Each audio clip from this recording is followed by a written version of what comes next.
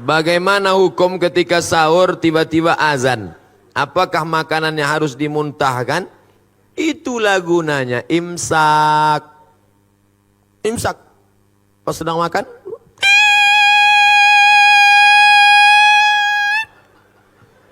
di Maroko tak ada imsak. Rupanya imsak itu cuma ada mazhab Syafi'i. Maroko mazhabnya Maliki, tak ada. Jadi kami makan aja. Makan. Pas sedang makan, Allahu Akbar, Allahu Akbar.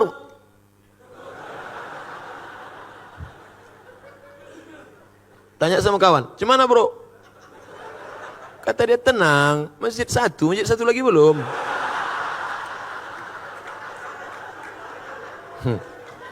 Barulah saya paham makna imsak. Imsak itu artinya lampu kuning 10 menit agak-agak 50 ayat sebelum azan subuh, mulut sudah steril bersih. Tapi kalau suasana normal, kalau terbangunnya pas imsak karena lembur, capek kerja, tugas banyak, pas terbangun imsak, apakah tak boleh makan? Boleh. Ambil nasi, gulai, sampodeh baung, sambal belacan, potai, ikan bilis, masukkan blender. Nah, dah tu ambil pipet 2. Nawaitu shauma ghadin ada ifal di syahri Ramadan hajizan.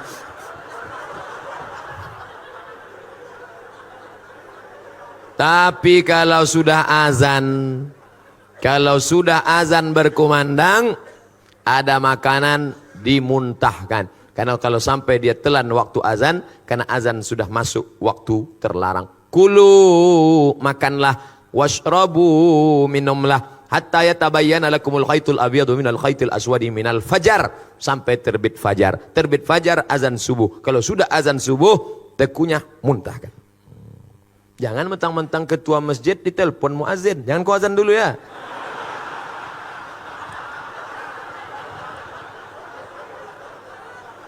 Banyak orang menyalahgunakan kekuasaan sekarang ini. Barakallahu fi umrik Ustaz. Semoga Allah memberikan berkah pada umurmu Pak Ustaz. Jawabannya, wa iyyakum wa jazakumullah khairan. Semoga kau juga begitu, kau diberikan Allah balasan baik. Semoga Ustaz dan keluarga sehat selalu serta umur yang panjang. Amin. Mau tanya, apa hukumnya seorang TKW pergi melaksanakan haji umrah? Karena ada yang bilang katanya hukumnya dayus. Mohon penjelasannya Pak Ustaz. Dayus itu orang yang tak ada rasa cemburu kepada anak, pada bini. Bininya keluar rumah tak menutup aurat. Pak, tadi ku tengok bapak, istri bapak dibawa orang. Biarlah, tak apa-apa.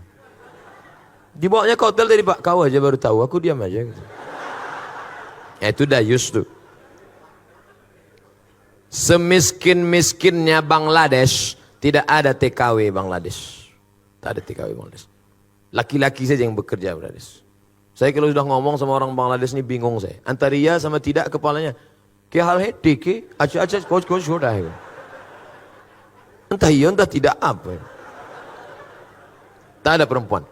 Tapi karena kita sulit ekonomi, saudara-saudaraku yang menjadi TKW di Hong Kong, yang menjadi TKW di Taiwan, menjadi TKW dimanapun, kalian bekerja, jaga kehormatan kalian, berjaga dengan perempuan. Karena hukum kalian itu aslinya tak boleh, tapi karena hukum darurat, kalau tidak bekerja di sana mati, kuli. Semiskin-miskin kita masih petani. Tapi di sana buruh tani, bekerja tempat orang. Tak ada sawahnya, menumpang di tanah orang. Akhirnya merantau dia. Nah, ini tanggung jawab siapa nih? Kalau ekonomi umat bangkit, insya Allah selamat bangsa ini insya Allah. Apakah sholat taubat boleh dilaksanakan setiap malam sebelum tahajud? Mantap. Nanti malam begitu bangun, mandi. Bagus mandi malam itu. Katanya mandi malam rematik. Dari habis maghrib ke jam 1 itu bisa rematik. Tapi dari jam 1 ke subuh bagus. Terapi mandi malam, segar. Sehat, mandi malam. Mandi. Habis mandi, bersih semua, ambil parfum no alkohol, sapukan ke tangan, ke leher. Malaikat rahmat suka mendekati orang yang harum-harum. Turun dia mendekati. Innal malaikata tata'adza. Malaikat tersakiti mencium bau. Itu makanya Nabi melarang orang makan jengkol, melarang orang makan bawang putih, bawang merah ke masjid. Terganggu malaikat. Bismillahirrahmanirrahim. Pertama solat sunat wudu, usolli sunnatal wudu. Habis itu solat sunat taubat. Habis itu solat sunat hajat. Habis itu solat sunat tahajud. Jangan witir lagi, karena udah witir di masjid. Tak boleh 2 kali witir dalam semalam. Ayatnya Pak Ustadz, apa ayat paling panjang yang kau hafal? Wal asri Pak Ustadz. Yang kedua, inna a'tayna Pak Ustadz. Biar tahu saya mengagak-agaknya.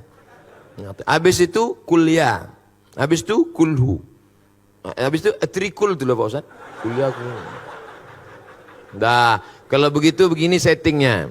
Salat sunat, wudu, wal asri dulu. Ayat kedua kul huwallah. Salat sunat hajatnya nanti inna a'tayna. Habis itu kul huwallah rakaat kedua. Salat sunat taubatnya rakaat pertama kuliah, rakaat kedua kulhu. Tahajudnya nanti Pak Ustadz ulang balik macam itu. Jadi nanti catatan malaikat itu agak bervariasi sedikit. Ada juga model orang ini sembahyang 12 rakaat. Ayat kulhu. Bawah sama dengan atas, sama dengan atas, sama dengan atas. Bagus, tiap-tiap malam buat. Bangun, mandi, pakai parfum no alkohol, habis itu sholat, sunat wudu, sholat sunat taubat, sholat sunat hajat, sholat sunat tahajud 8 rakaat. Kalau mau tambah baik 2 rakaat 1 salam, habis itu baca Quran. Habis baca Quran baru makan sahur. Saya Pak Ustadz kalau tak makan dulu sakit perut saya, makan dulu boleh. Tapi udah habis makan nih mau duduk pula Pak Ustadz. Ini enggak bertanya apa menawar. Saya pernah dengar ada riwayat Nabi Muhammad umur 28 sampai 30 tahun, bukan 40 tahun. Bagaimana nih Pak Ustadz? Kita pakai jumhur, mayoritas ahli sirah sejarah, Nabi Muhammad menikah 40 tahun. Arba'una sanah, sekitar 40 tahun. Ada yang pandai menghitung, ngedetail pakai ilmu falak, astronomi, kata dia 38. Terserah dia, saya ikut 40, kan lebih selamat. Bagaimana pendapat Ustadz bagi lansia tentang naik jadi Nabi 40, menikah 25. Bagaimana pendapat Ustadz bagi lansia yang tak mampu puasa, tak mampu membayar fidyah? Puasa, tak sanggup puasa, level 2, ganti di hari yang lain. Tak sanggup mengganti di hari yang lain, bayar fidyah. Tak sanggup bayar fidyah, dia menerima fidyah. Itu hebatnya orang Islam. Tinggi, bisa turun, bisa ditawar. Datang seorang laki-laki mengadu ke rumah Nabi, ya Rasulullah, celaka aku ya Rasulullah. Kenapa kau celaka? Maaf, berhubungan aku dengan istriku di siang Ramadan. Puasa engkau 60 hari kata Nabi. 60 hari kau puasa. Sedang 30 aku tak tahan. Kalau gitu kau kasih makan 60 fakir miskin. Aku tak ada ya Rasulullah, tak sanggup. Pergi Nabi ke belakang, diambil Nabi korma 1 karung. Nih korma 1 karung, kasih ke fakir miskin di kampungmu sana. Pergi bawa. Ya Rasulullah, aku yang paling miskin di kampung itu. Hatta badat nawajizuhu, Nabi tertawa sampai nampak gigi gerahamnya. Jadi jangan kalian bayangkan Nabi itu serius. Neraka, neraka. Nabi tersenyum hatta badat nawajizu, sampai nampak gigi geraham. Kata Nabi, menengok orang yang susah nekat tadi. Jadi tak ada di kampung itu lebih susah dari engkau. Tak ada ya Rasulullah. Ambillah kurma ini, bawa kasih anak bini di rumah. Kata Nabi. Itu. Jadi bagi yang tak sanggup, dia menerima sedekah kita. Tolong berikan tips agar Ramadan tahun depan saya tak sendiri lagi.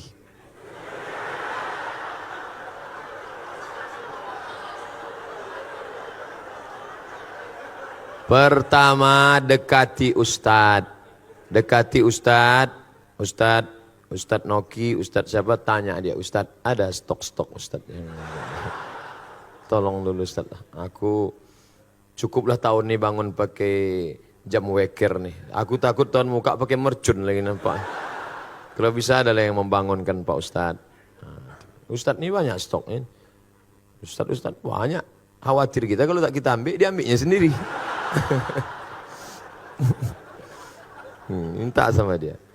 Tapi jangan lupa doa. Skenario ilahi begitu indah. Kalau tak percaya tanya sama orang-orang tua kita. Coba datangi Pak Rifai Rahman, tanya beliau, Pak, gimana Bapak jumpa ibu dulu? Ceritanya pasti indah. Beda sama orang sekarang. Orang sekarang tanya, Bang, iya, gimana Bang jumpa kakak dulu? Salah sambung.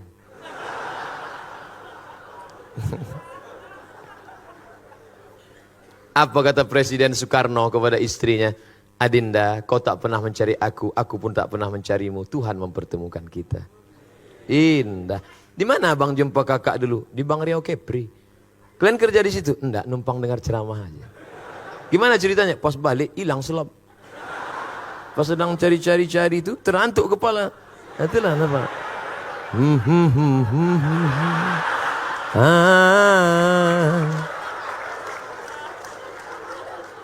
Indah.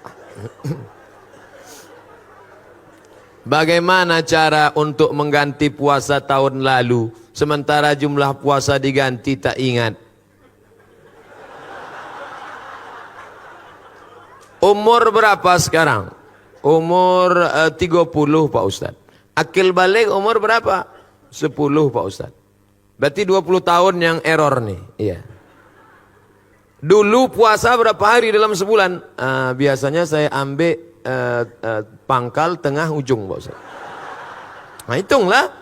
Berarti dapat disimpulkan selama 10 tahun, setahun cuma 27. Kali 10 berarti 270. 270 kali 3. Nah itulah ganti. Banyak tuh Pak Ustadz. Siapa nyuruh tinggalkan? Ustadz jujur Ustadz. Ustadz jujur. Ustadz Samad nih dulu lahir langsung jadi Ustadz. Tidak. Pernah juga tinggal puasa. Pernah. Saya mulai puasa penuh itu kelas 2 SMP. Kelas 2 SMP tahun 92 saya berangkat haji bulan Mei. Balik dari haji, kau sudah haji, tak boleh tinggal sembahyang, tak boleh tinggal puasa, tak boleh pacaran. Maka saya tak punya pacar. Banyak menyesal sekarang. Itu pula manfaatnya kita haji muda itu menjaga diri kita. Jadi sebelum itu ada juga tinggal berapa hari. Saya sedang puasa, datang kawan bawa soto Medan. Mat, ayo makan puasa aku bilang. Ini kita. Kata dia. Wah nengok soto Medan. Tapi udah saya ganti dah. Ganti dah. Mak saya tanya, Mak, waktu mak mengandung aku berapa hari tinggal puasa? Dulu kau sakit-sakitan dalam perut. So tiap hari sakit. Maka 30 hari aku tak puasa.